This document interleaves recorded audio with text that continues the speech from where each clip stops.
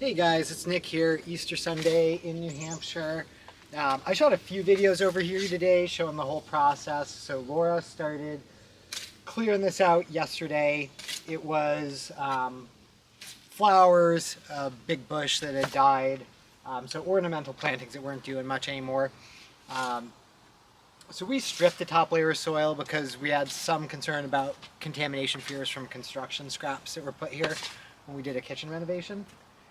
Which means we had to replace a lot of soil. I actually had to run out today, grab a few more bags of composted cow manure and raised bed soil just to finish off and feel like we had enough in place. And we're turning that in with the native soil. So I mentioned in some of those other videos what I was going to be doing as far as amending the soil. In addition to the bag stuff, I added some Plantone from Espoma. And then I had a video I did a little while ago on using wood ash to amend soil, and I didn't really talk about using it in the garden that much, but it's a good source of calcium, and our soils in this part of the world are pretty calcium poor. So I threw that in as well. Now we're just turning it, so you can kind of see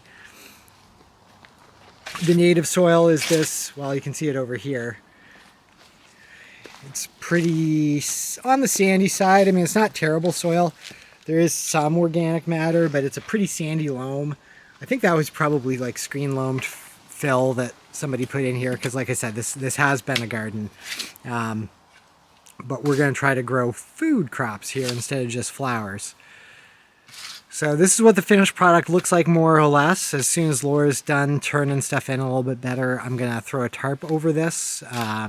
And then we probably won't be ready to plant anything out here for another month and a half or so, because I think we're going to go with like tomatoes and peppers right here. It gets a lot of sun, and this soil, now that we've worked it in, I mean, it should be pretty rich. And I'm also curious to see how using this retaining wall as an element, maybe to hold some heat and stuff, works out, because we're definitely, tomatoes work really well in New England, at least here in southern New Hampshire. We've always had really good luck with tomatoes, but not as much with peppers because they're really a heat-loving plant, and we just don't really have the long hot season. So we'll see how it goes. Till next time, guys, it's been Nick here with Live Free and Thrive Homesteading. Please consider liking or subscribing to the channel. See you soon.